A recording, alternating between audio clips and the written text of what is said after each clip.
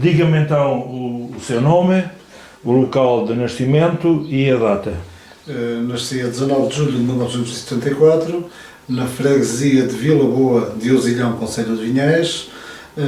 Neste momento tenho 46 anos, quase a fazer 47. É a minha identidade. Vou perguntar se autoriza que a sua imagem, neste caso que estamos aqui a registar, se autoriza que seja utilizada pelo Museu da Pessoa para este projeto, que inclui inclusivamente a divulgação no site da internet. Sim, autorizo. Está autorizado. Posso utilizar as imagens para o fim e para bons fins, para aquilo que está previsto serem utilizadas. Muito bem. Penso que não disse o nome completo. Assim, Tozebal é como sou conhecido, mas o meu nome é António José Fernandes Duval. Mas no mundo do artesanato e no meio familiar e de amigos, Tozebal. Muito bem. Então, para que manifestação, para que festividade é que você produziu e continua a produzir? Assim, eu nascido numa terra onde é que as máscaras saem à rua no entrudo, foi nessa altura que comecei a fazer máscaras. Quando atingi a maioridade, fiz a minha primeira máscara para eu próprio usar, e a partir daí nunca mais parei. E qual é a manifestação? É o entrudo. Entrudo. Carnaval. Ou entrudo ou carnaval. Carnaval. De Vila Boa de Ousilhão, Vinhais. Muito bem. Então, pode descrever-nos exatamente os diferentes momentos ou rituais que constituem essa manifestação cultural? É assim, segundo reza a história, em Vila Boa, sempre houve entrudo. Apesar de haver outra manifestação que se perdeu na década de 40 do século passado, que era a Festa dos Rapazes, denominada em Vila Boa Festa da Mesa, que era no dia 25 e 26 de dezembro, mais 26 de dezembro na Festa do Santo Estevão.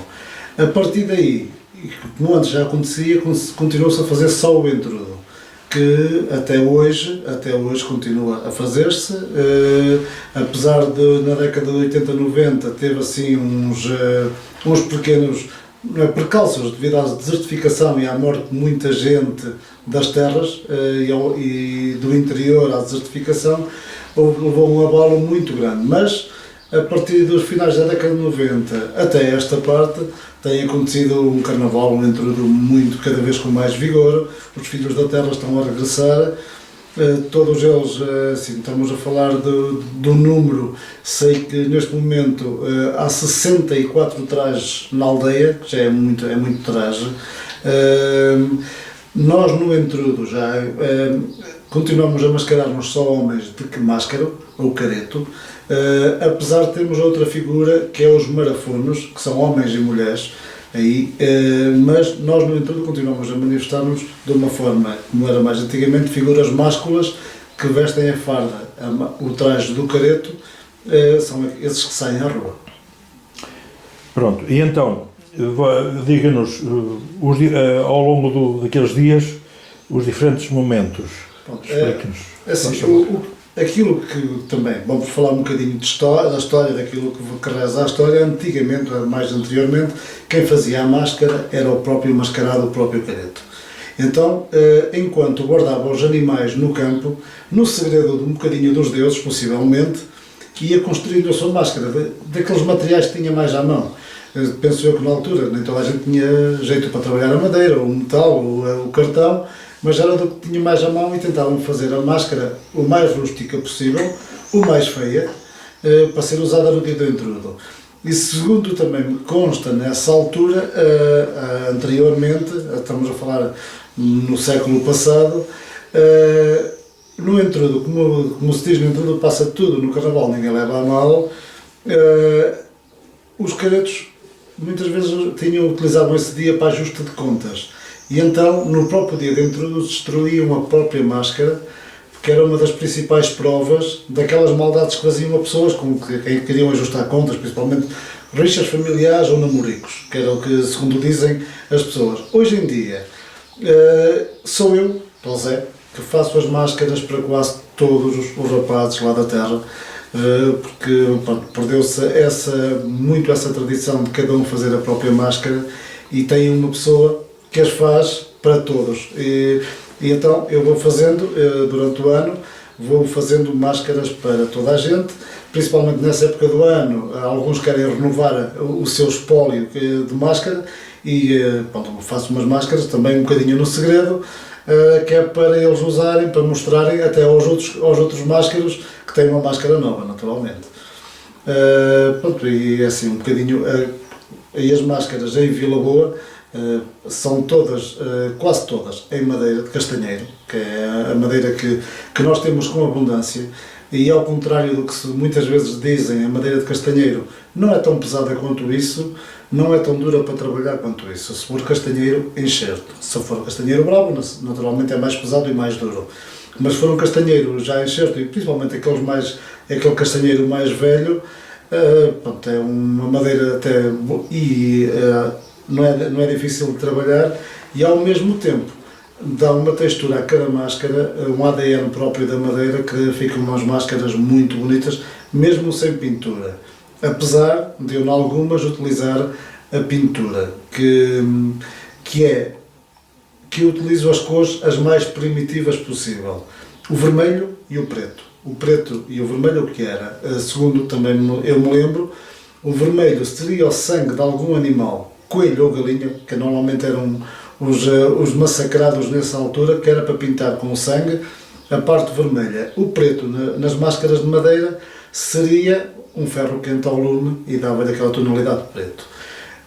As máscaras todas pretas, também segundo me consta, principalmente a partir do meio do século XX, quando já havia máquinas agrícolas, utilizavam nas de metal muito o óleo queimado subjante de algum trator ou motor de rega, principalmente.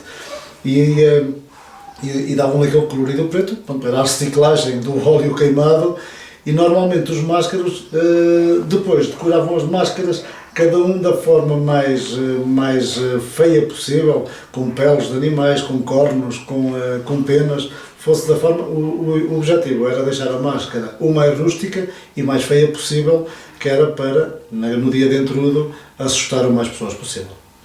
Pronto, mas digamos assim, isso está muito bem. O programa, propriamente, vamos lá ver. O programa em si. O programa é assim, no domingo magro, o que antecede o Carnaval, o domingo magro, é naqueles primeiros dias em que começam a sair alguns cadetos à rua em Vila Boa. Sai meia dúzia deles, que é para anunciar, uma forma de anunciar o entrudo. Principalmente, sempre foi, e eu sempre me lembro de ser assim, principalmente os mais pequeninos, que dizem, os mais pequenos tinham medo dos máscaros maiores, então os mais pequeninos no domingo magro e depois no domingo gordo saíam com mais festividade, com mais pujança, porque eram muito menos. No dia de entrudo, aí no dia de entrudo é que surgiam os grandes, como diziam antigamente. Hoje em dia sai toda a gente, que somos cerca de 40 caretos homens, que saímos à rua no dia de entrudo. Assim, é um dia em cheio, onde começa logo de manhã, no dia de entrudo, em que os máscaros, os rapazes, começam a preparar tudo o que vai acontecer, desde das adegas que vão visitar, desde ir a saber onde é que há palha para ir roubar, para fazer as fogueiras, ir à lenha para fazer a última fogueira, que nós hoje em dia diz para queimar o entrudo, mas o fogo teve sempre presente neste tipo de festividades. Nós fazemos uma fogueira para queimar o entrudo e é aí onde é que os caretos, os mais novos, mostram vigor ao saltar a fogueira. Na parte da manhã consiste um bocadinho isso, é preparar o que vai acontecer à tarde. Depois, no início da tarde, aparecem os músicos, os gaiteiros, e começam a entoar, o toque da gaita de foles começa a aparecer, e as caixas e os bombos, e aí começam a surgir chocalhos em todo o lado da aldeia, na primeira ronda que se dá à aldeia. A primeira ronda é tipo reunir das tropas, e começam a surgir os máscaros de todos os lados, dos bairros dispersos, que a aldeia tem 3 bairros dispersos, começam a surgir, e começa aí a dita folia, a dita brincadeira pela tarde de fora. Começam também a surgir pessoas, visitantes, que nos visitam nessa época de Carnaval e são muito bem-vindos. Nós gostamos que até participem, em vez de serem só meros turistas visitantes, que participem e que podem aparecer mascarados, seja da forma que for. O importante é que venham com o espírito, eu não digo carnavalesco, entrudesco, que é mais genuíno, mais puro, relacionado aqui com as nossas terras. Durante a tarde, os máscaros começam a visitar as adegas, que antigamente, e que eu me lembro também, as adegas eram abertas, todas as pessoas da aldeia abriam a adega para os rapazes, os máscaros entrarem e os marafonos. Mas o que acontecia? Havia muito menos gente nas ruas do que há hoje. Normalmente havia um momento que parecia que desaparecia o desfile de carnaval, porque as pessoas entravam nas adegas, dos familiares principalmente, a beber um copo, a provar o vinho, a jurupiga, a comer algum doce, um económico, se fosse, ou a bola de carne, e desaparecia o carnaval. Hoje organiza-se mais um bocadinho, também já são centenas ou milhares de visitantes que temos nesse dia, e com tanta gente. No último ano, em 2020, que foi quando houve o último carnaval, por culpa da pandemia, em 2021 não tivemos, mas tivemos 8 adegas abertas, e foi um dia em cheio na aldeia, com muita gente, muitos visitantes, e acima de tudo, muitos foliões, ou muitos marafonos e máscaros na rua para brincar ao intrudo. Muito bem. Já falou, de facto, nos materiais que utiliza, que é a madeira basicamente do castanho, castanheiro. E não falei, foi dos utensílios que normalmente utilizo. Sim, utensílios. Os utensílios que eu utilizo são coisas muito primitivas, com que faço com as máscaras. Normalmente é com a machada, os formões, as goivas e o canivete. É só. E uma broca, um trado. Hoje em dia utiliza-se o broquinho para furar, mas o trado que tenho lá, mas o trado são coisas muito primitivas que se utilizam desde sempre para talhar a madeira. Eu penso que seria oportuno mostrar um traje. Explique-nos como é que é o traje é constituído, o traje do careto é constituído por umas calças com bastante franja e o casaco. O que era isso? A roupa, o traje em si, era feito em colchas antigas que eram tecidas nos tiares da aldeia pelas senhoras, em algodão e lã, principalmente. E dava com algum colorido. Normalmente até era de colchas velhas, que antigamente as colchas novas eram utilizadas para aquecer na cama. E as mais velhas eram aproveitadas, eram recicladas, que hoje fala-se muito na reciclagem, mas os mais velhos reciclavam tudo, mesmo. E então as colchas mais antigas eram utilizadas para fazer um traje, o traje em si. Aqui neste traje faltam as polainas, ou as botas, ou os socos, que não tenho aqui, mas normalmente também faz parte. A franja era feita também lá num tiar. Para ter ideia, este traje que não parece até parece que não tem muita franja, mas tem 20 metros de franja. Porque leva muita franja, há alguma mão de obra que leva para fazer um traje desse. A máscara e depois os chocalhos que fazem esse barulho. Hoje em dia, os chocalhos, cada um de nós temos os nossos chocalhos, as nossas coleiras para colocar. Antigamente também tinha era uma função do careto, dos máscaros, tinham que o retirar aos próprios animais. E segundo a história também, aquilo que me passaram, também havia um sinal de posse naquele tempo que os pais que arranjavam os casamentos dos filhos. Aquele careto, aquele máscara que trazia o maior número de chocalhos, possivelmente era aquele que tinha mais gado. E então os pais das raparigas solteiras diriam: é o rapaz mais apetecível, quem é aquele, porque se tem muitos chocalhos é porque tem muitas vacas e muitas cabras ou ovelhas, então há que estar de olho nele.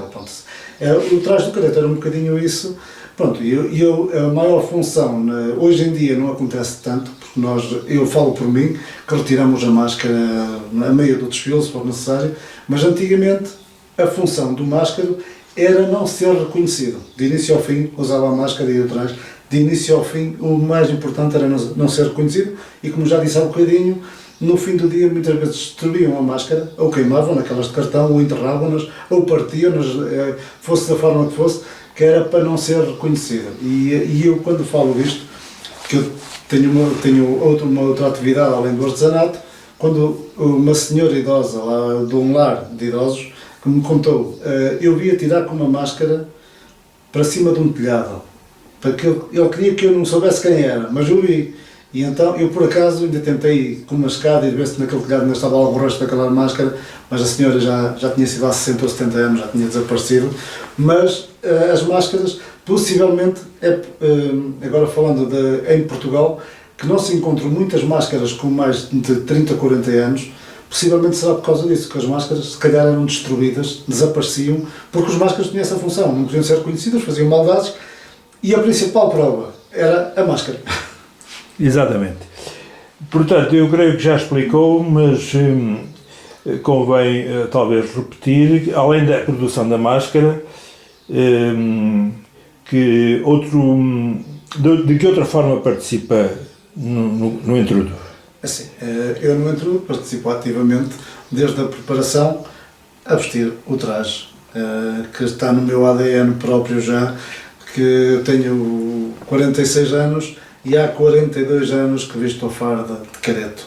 E é com um enorme orgulho que visto o traje nesse dia, que para mim, se hoje me dissessem, olha, não podes vestir mais o traje, possivelmente era um dos maiores desgostos da minha vida. Com toda a certeza, porque está enraizado, está dentro das nossas tradições, da nossa cultura, e eu sou um dos membros ativos, não só de Vila Boa, como daqui da região, em relação à temática da máscara, e gosto que quanto mais se fala e se veja, melhor. E que venham pessoas aqui à região com a curiosidade, não visitar só Vila Boa, claro que não, mas todas as outras 29 festas que temos aqui espalhadas pelo nosso distrito, que são muitas, e a cultura popular precisa que todos participem, que todos colaborem, para não desaparecer. Muito bem, eu creio que também já disse, mas vamos repetir, como é que começou a participar neste evento?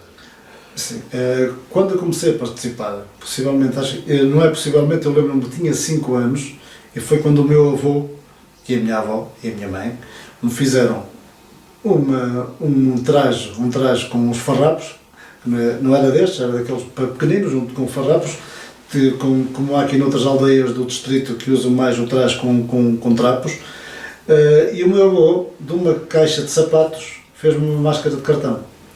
E foi eu que saí. E saí a primeira vez até à entrada do pátio onde eu morava, porque eu vi aparecer os outros caretos, os maiores, e eu não arrisquei sair, porque eu era pequenino, tinha medo.